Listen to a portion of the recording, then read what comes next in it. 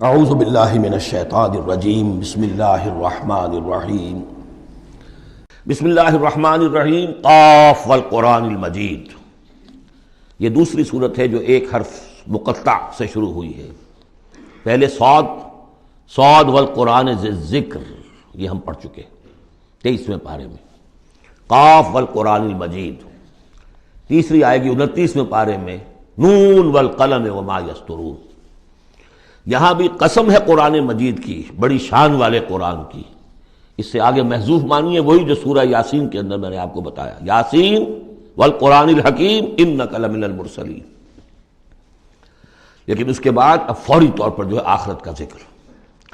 بل عجبوا ان جاءهم منذر منهم فقال الکافرون ھذا شیء عجیب، کیا انہیں بہت عجیب محسوس ہوا ہے کہ ان کے پاس ایک آیا ہے انہی میں سے خبردار کرنے والا، منذر انذار سے۔ فقال الکافرون ھذا شیء عجیب، تو کافروں نے کہا یہ تو بڑی عجیب سی بات ہے۔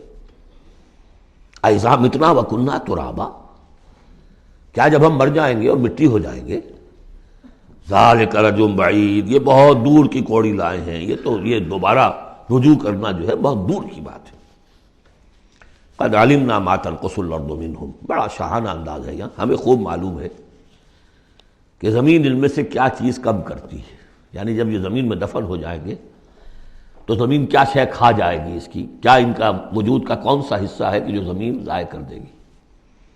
وَعِندَنَا کتاب حفیظ، اور ہمارے پاس تو ایک کتاب ریکارڈ ہے، محافظ خانہ موجود ہے، سب کے اعمال موجود ہیں، اور ان کی جانیں جو ہیں وہ تو ہم یہاں سے لے جاتے ہیں، وہ علیین میں ہے یا سجین میں ہے، وہ تو وہاں ہے۔ تو یہ تو ایک جسم ہے جو خاک سے آیا تھا، منہا خلقناکم وفیہا نعیدکم ومنہا نخرجکم تارۃ اخری، وہ ٹھیک ہے، لیکن ان کا جو اساس کارنامہ ہے، ان کی جو زندگی ہے، ان کی ارواح، ان کی جانیں، وہ ہمارے پاس ہیں، اعمال نامے ہمارے پاس ہیں۔ بل کذبوا بالحق لما جاءہم، لیکن انہوں نے جھٹلا دیا ہے حق کو جب کہ ان کے پاس آیا۔ فہم فی امر مریج، اب وہ ایک بڑی ہی الجھن کے اندر مبتلا ہو گئے۔ یعنی یہ الجھن ایسی ہے کہ عقلی طور پر تو دلائل جو حضور دے رہے ہیں وہ بہت قوی ہیں، بات سمجھ میں آتی ہے، کیسے ممکن ہے؟ اگر تو یا تو انکار کر دیجئے یہ سب جو ہے الٹ ٹپ چل رہا ہے، کوئی نہ نظام ہے یہاں کا، نہ کوئی پیدا کرنے والا ہے، نہ اس کی کوئی بھی اس کے اندر کوئی معقولیت ہے، رام کی لیلا ہے تو بات اور ہے۔ لیکن اگر اللہ نے پیدا کیا ہے اور اللہ ایک حکیم ہستی ہے تو اس نے انسان کو پیدا کیا، اس میں اخلاق کی حص رکھی، تو اس کے کوئی نتائج نکلنے چاہیے۔ تو دلیل تو قوی ہے، لیکن یہ کہ ان کی طبیعتیں وہی جو شعر میں نے ابھی پہلے آپ کو سنایا کہ جانتا ہوں ثواب طاعت و زور، پر طبیعت ادھر نہیں آتی۔ اتنے خوگر ہو چکے ہیں فسق اور فجور کے، اور اپنی عادات کے اتنے اس کے ایک قید خانے میں مقید ہو چکے ہیں۔ ایک نظم ہم نے پڑھی تھی ایف اے کے زمانے میں، the cage, I built these bars when I was young۔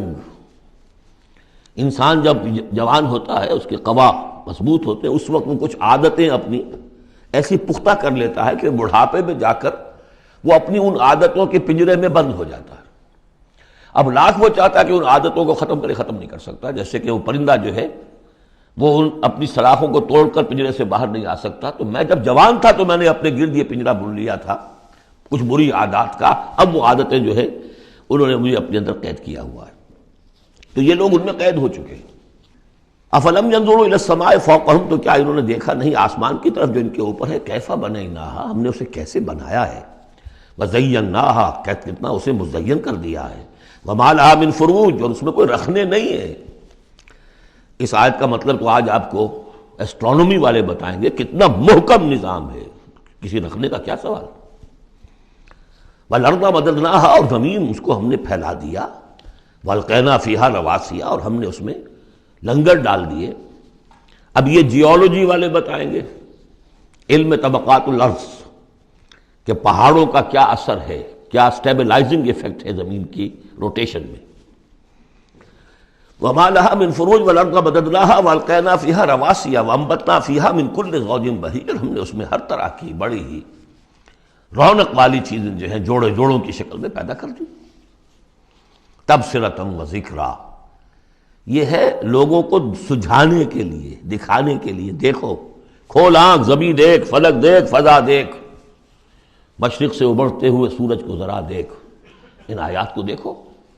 افلا ينظرون الى الابل كيف خلقت والى السماء كيف رفعت والى الجبال كيف نصبت والى الارض كيف سطحت تبصرۃ، یہ ہم صرف سجھانا چاہتے ہیں، دکھانا چاہتے ہیں، وہ ذکرا، اور یہ یاد دہانی بھی ہے۔ نشانی کو دیکھ کر کوئی یاد آ جاتا ہے جس کی وہ نشانی ہوتی ہے، ان نشانیوں کو دیکھ کر تمہیں اللہ یاد آنا چاہیے، خالق ان کا بنانے والا، ان کا مصور، هو اللہ الخالق البارئ المصور لہ الاسماء الحسنی۔ تو یہ در حقیقت اس کی یاد دلانے کے لیے یہ نشانیاں ہیں۔ لکل عبد منیب، لیکن یہ اسی بندے کے لیے ہے جو منیب ہو، خود کچھ رجوع رکھے ہوئے ہو، وہی جو تمہیں کہتا رہا ہوں کہ فطرت مس نہ ہوئی ہو، روح مری نہ ہو، تب تو یہ تمام چیزیں جو ہیں مفید ہوں گی، آنکھیں بھی کھل جائیں گی اور تذکرہ یاد بھی آ جائے گا۔ اگر فطرت مر چکی ہو، مسخ ہو چکی ہو، پھر ظاہر بات ہے کہ کسی سے کوئی فائدہ نہیں ہوگا۔ وَنَزَّلْنَا مِنَ السَّمَاءِ مَاءً مُبَارَكًا، اور ہم نے آسمان سے اتارا مبارک پانی، مبارک کی وضاحت میں کر چکا ہوں۔ برکت اسے کہتے ہیں کسی شے کے اندر جو پوٹینشیل خیر ہے اسے نکال کر باہر لے آئے۔ تو یہ پانی بارش کی، باران رحمت جو ہے یہ ماء مبارک کا ہے، زمین کی روئیدگی کو نکال کر باہر لاتا ہے۔ فَأَنبَتْنَا بِهِ جَنَّاتٍ وَحَبَّ الْحَصِيدِ، تو ہم نے اگا دیا اسی کے ذریعے سے باغات بھی اور کھیتیاں بھی جو کٹ جاتی ہیں۔ اب دیکھیے بہت خوبصورت ہے یہاں پہ جو ترتیب، جنات اسے کہتے ہیں باغات، درخت لگا رہتا ہے پھل اتار لیتے ہیں صرف، اور کھیتی وہ ہوتی ہے گندم کی کھیتی، وہ پوری فصل کٹ جاتی ہے، وہاں کوئی اب درخت باقی نہیں رہتا۔ یہ نہیں ہے کہ صرف سٹے توڑ لیجئے باقی کھڑی رہنے دیجئے، نہیں، حصید تو وہ در حقیقت حب الحصید، اناج کی جو کھیتیاں ہوتی ہیں وہ تو کٹ جاتی ہیں۔ والنخل باسقات لها طلع نضید، اور ہم نے ایسے کھجوریں پیدا کر دی ان کے درخت کے جو بہت لمبی لمبی ہیں، اونچے اونچے ہیں، لہا طلع نضید، ان کا خوشہ جو ہے تہ بر تہ کھجوریں ان کے اندر لدی ہوئی ہیں۔ رزقا للعباد، یہ سب کچھ بندوں کے لیے رزق کے لیے ہم نے بنایا۔ وَأَحْيَيْنَا بِهِ بَلْدَةً مَيْتًا، اور اسی پانی کے ذریعے سے ہمیں مردہ زمین کو زندہ کر دیتے۔